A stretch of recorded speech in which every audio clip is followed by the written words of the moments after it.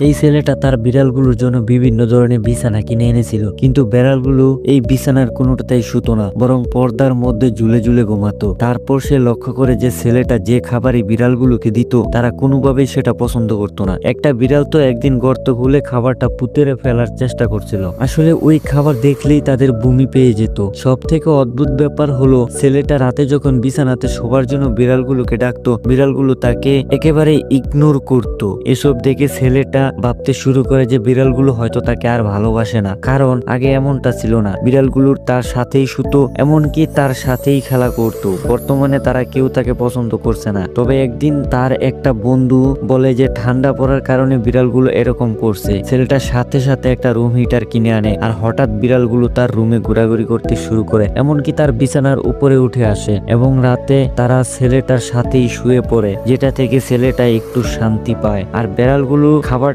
যে খাচ্ছিল না তার কারণ হলো ছেলেটা একেবারেই রান্না করতে পারতো না।